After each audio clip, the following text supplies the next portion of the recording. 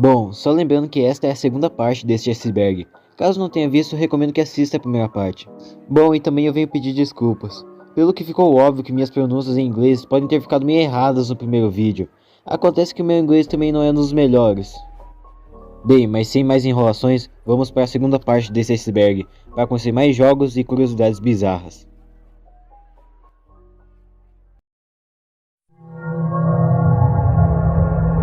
Águas profundas.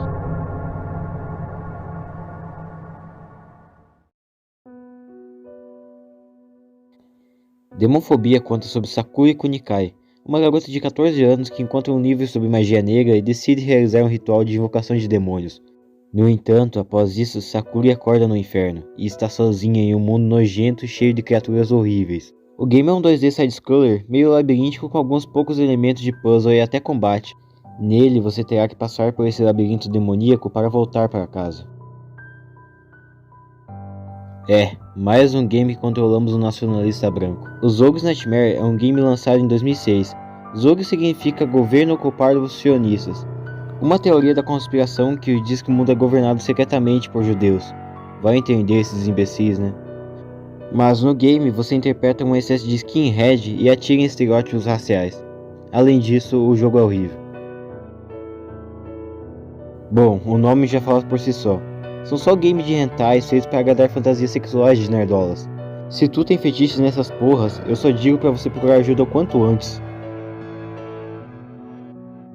Como eu já falei anteriormente, Zoe Quinn é uma desenvolvedora de jogos que desenvolveu jogos como Depression Quest e Sora Ash. E bom, explicando o que é a GamerGate, ela foi uma campanha vagamente organizada de assédio online, misógino e uma das simpatizantes da direita política contra o feminismo, que aconteceu nos anos de 2014 e 2015. Excluía doxing, ameaça de e dentre as mulheres ameaçadas estava Zoe Quinn. Bom, o envolvimento de Zoe se dá pelo fato de que seu ex-namorado postou um manifesto online com 10.000 palavras acusando de dormir com um crítico de videogame em troca de uma crítica favorável ao seu jogo, mas que no final acabou se provando falso, por falta de evidências que ela teria feito isso. O Kawaii Killer é um jogo onde sua missão é matar bichinhos fofos na floresta. Basicamente o jogo é só isso, e por algum motivo ele me lembra aquele desenho Rapture Friends.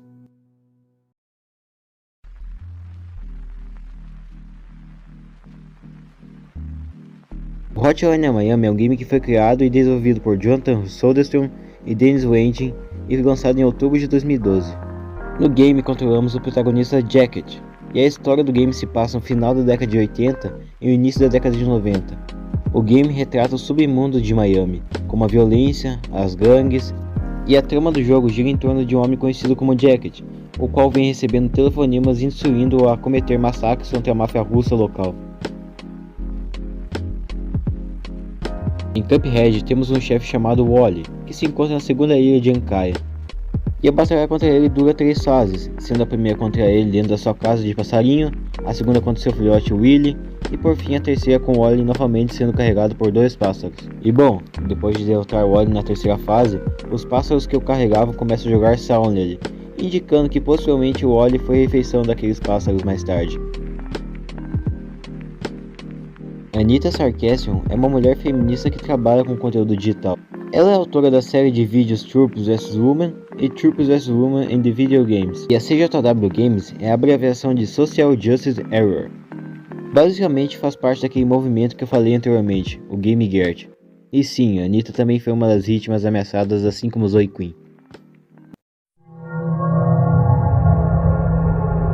Beira do abismo.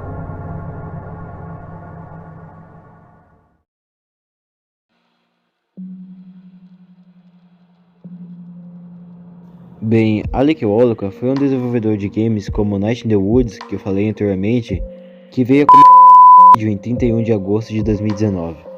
Segundo sua irmã, Alec já sofria com sua saúde mental há uns anos, e ele chegou a sofrer acusações de assédio sexual contra algumas mulheres, o que pode ter culminado a Alec ter feito isso.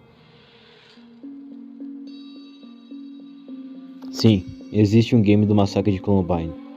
Para você que não sabe, eu vou contar um pouco o que é isso. No dia 20 de abril de 1999, 2 adolescentes chamados Eric Harris e Dylan Klebold entraram na escola onde estudavam e cometeram assassinatos de 13 pessoas, sendo 12 adolescentes e um professor, e depois os dois acabaram com vídeo. E o jogo em si é sobre isso. Ele contém cenas que contêm as motivações reais do que levaram os dois a fazer isso, como uma forma de vingança pelo bullying que sofriam. Bom, o Sede Satan é um game que veio da Deep Web, sim. Nele você anda por corredores bizarros que vão revelando lampejos e fotos de algumas figuras grotescas. É uma experiência de horror estético que mistura imagem, interação e som. Bom, antes de falar sobre esse tópico, eu gostaria de explicar o que é o empalamento. Basicamente é um tipo de tortura onde uma estaca atravessava o corpo da vítima torturada, que durava até sua morte. E quando você abre o jogo, você já se depara com a imagem do Mario sendo empalado. E bom, pela pesquisa que eu fiz, este game é basicamente uma crítica à indústria dos jogos. Nele você só não mata o Mario, como também mata o Kojima e o Miyamoto.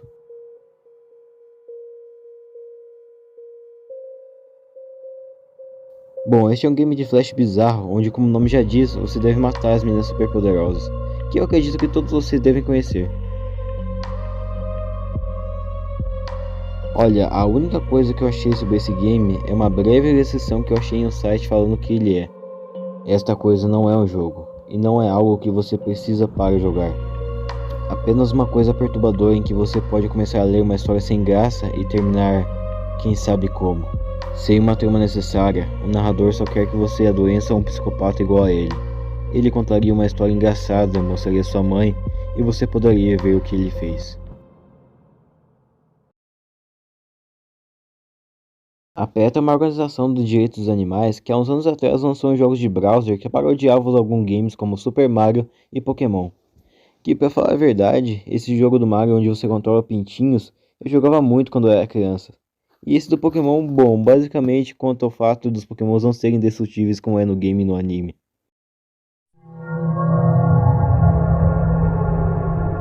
Abismo.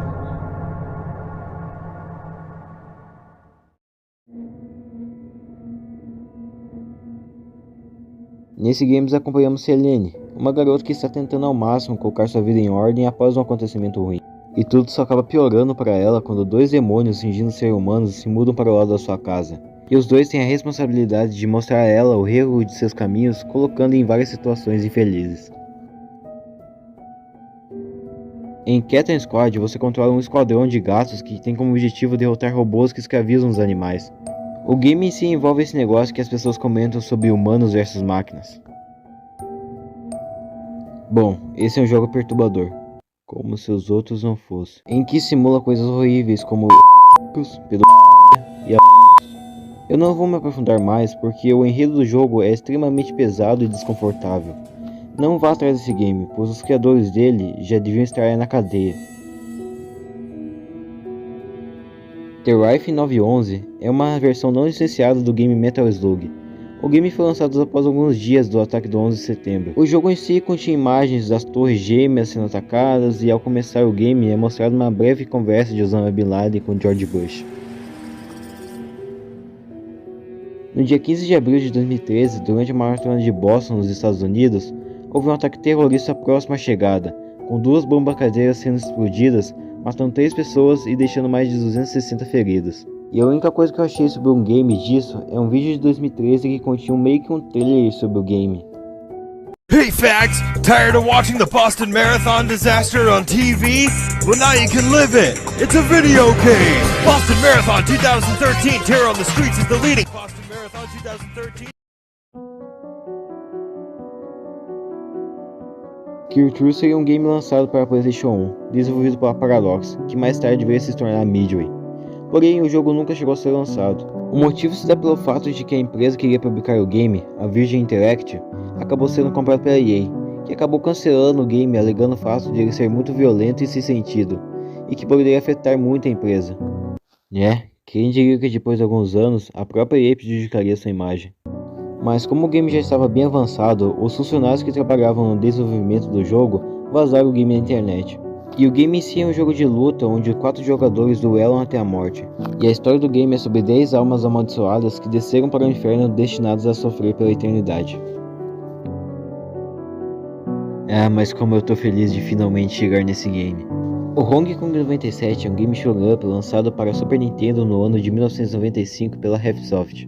A história do game envolve comunistas, a transferência do poder de Hong Kong que foi devolvido para a China pelo Reino Unido, e nosso personagem, que na real é uma foto mal recortada do Jack Chan de um pôster do filme Detonando em Barcelona, tem a missão de eliminar esses comunistas. E o chefe do game, bem, é uma foto mal recortada da cabeça do Deng Xiaoping. E com isso só eu já nem preciso comentar que o game é horrível, e é considerado por muitos como um dos piores games de todos os tempos. Aliás, eu lembro de ter descobrido esse jogo quando eu era criança, quando eu e meu primo estávamos procurando um game naquele NES Station, o emulador de Super Nintendo para PlayStation 2, e acabamos achando essa pérola. Bom, há uns anos atrás havia um game na Steam chamado AIDS Simulator, em que você joga com um turista que viaja para a África e controla o vírus HIV. Agora ele deve se vingar e matar todos antes de morrer para que não continue espalhando AIDS. Ele é um jogo de tiro em primeira pessoa muito curto, com jogabilidade ruim, gráficos ruins e recursos genéricos. E esse game acabou sendo removido da Steam depois de uma atualização da política da Valve, que considerou o game como um exemplo do tipo de jogo problemático que a política parecia receber bem. Bom, as únicas coisas que eu achei sobre esse game é que você controla duas garotas fugindo de um culto com uma arma e deveria atirar nos homens que tentavam te pegar. E se você fosse pega, teria o Resumindo, é mais outro game japonês bizarro. O que não é novidade nesse canal aparecer coisas japonesas bizarras.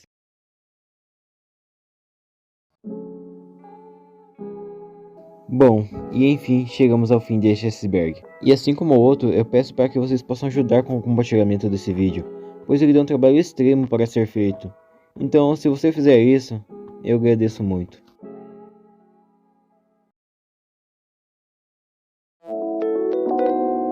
Oi, o meu nome é Mark e eu sou uma pessoa aleatória que faz vídeos aleatórios para pessoas aleatórias.